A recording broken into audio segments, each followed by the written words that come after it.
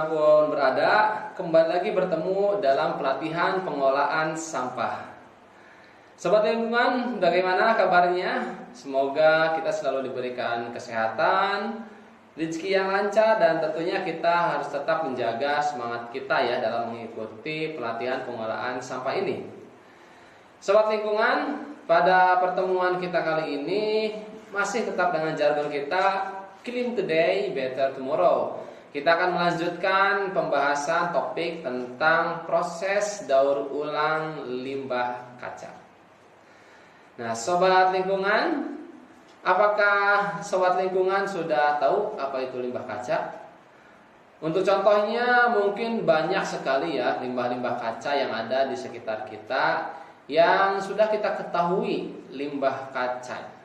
Seperti halnya limbah-limbah yang dihasilkan dari barang-barang rumah tangga yang berbahan kaca, seperti piring yang pecah, kemudian gelas yang pecah, cermin, itu kemudian akan menjadi sampah atau menjadi limbah jika sudah tidak dimanfaatkan kembali atau sudah rusak. Nah, sobat lingkungan, jika sampah-sampah kaca ini dibuang ke lingkungan tanpa diproses, tentunya akan ada dampak yang negatif. Di mana dampak yang pertama jelas ini berbahaya ya, karena sampah kaca, terutama pecahan kaca, berbahayanya karena yang pertama dia tajam, tajam, dan ini bisa melukai seseorang. Oleh karena itu penting sekali untuk bisa mengolah limbah kaca ini dengan betul. Kemudian yang kedua, kita tahu limbah kaca ini merupakan salah satu limbah ataupun salah satu sampah yang tergolong ke dalam sampah yang sulit terurai. Oleh karena itu jangan biarkan sampah atau limbah kaca itu berserakan di lingkungan sekitar Anda. Lebih baik kita kelola agar lingkungan kita tetap terjaga. Dan sebenarnya kaca itu terbuat dari apa sih sobat lingkungan ya? Mengapa kaca itu bisa seunik yang kita lihat gitu ya? Sebisa seperti cermin itu bisa membuat kita untuk bercermin. Ada juga lensa ya yang membantu seseorang dalam penglihatan seperti lensa kacamata ataupun lensa dari mikroskop dan lain-lainnya. Nah, itu semua merupakan salah satu contoh barang-barang yang terbuat dari kaca. Sebenarnya kaca ini terbuat dari pasir silika.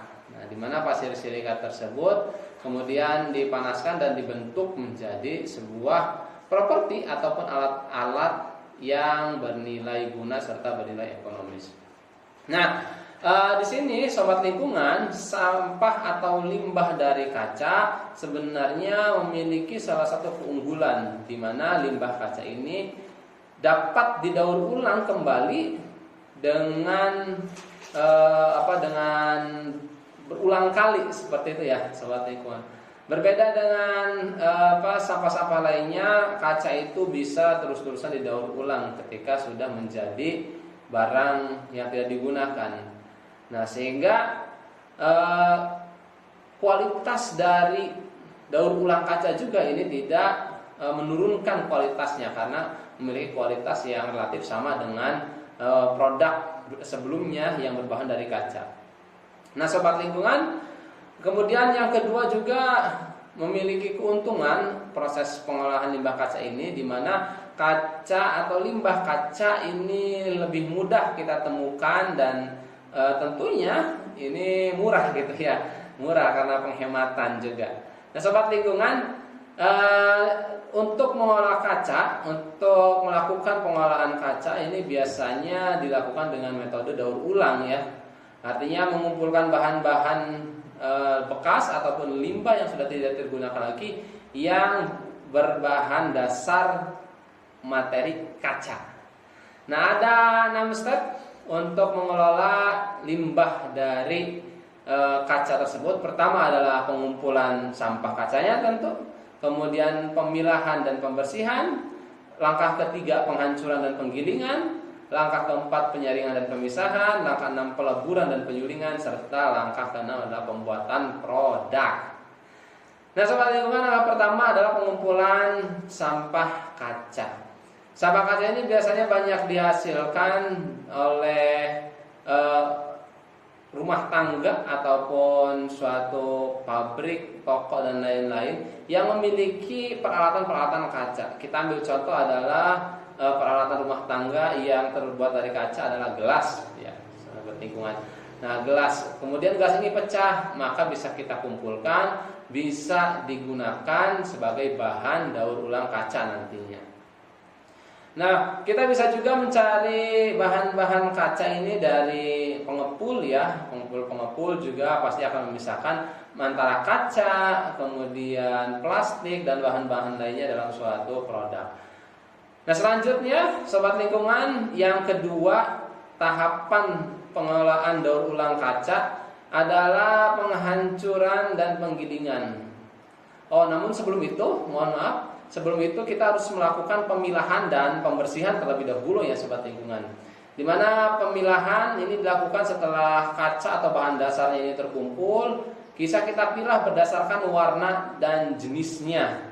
Karena kita tahu warna dari botol kaca beragam, ada yang berwarna putih bening, ada juga yang berwarna kehijauan ataupun berwarna kebiruan dan lain-lain gitu. Nah, ini kita pisahkan berdasarkan warna serta berdasarkan jenisnya.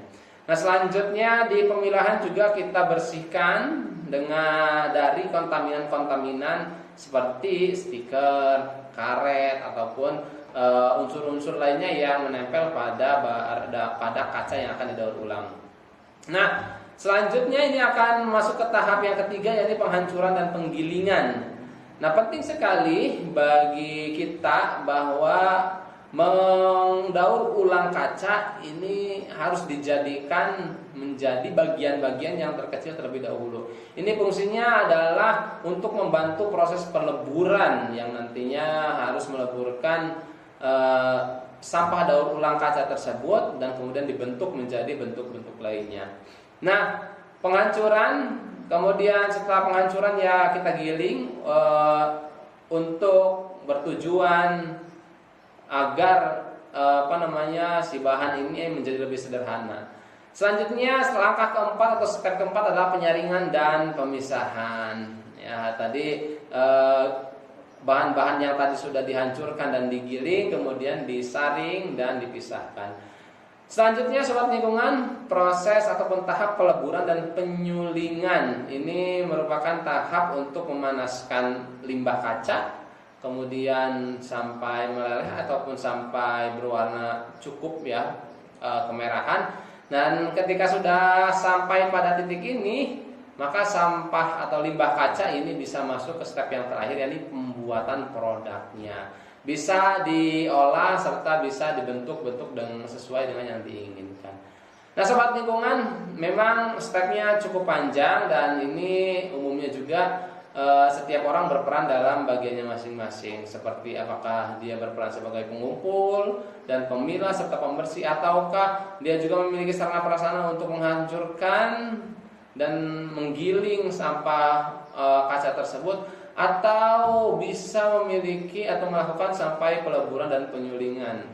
Nah, oleh karena itu sobat lingkungan dimanapun berada, hendaknya kita bisa menerapkan teknologi ini meskipun hanya sederhana, dan itu akan menjadi nilai yang bermanfaat bagi kita semua. Terima kasih sobat lingkungan. Tetap kelola lingkungan, bijak mengelola sampah, dan clean today, better tomorrow.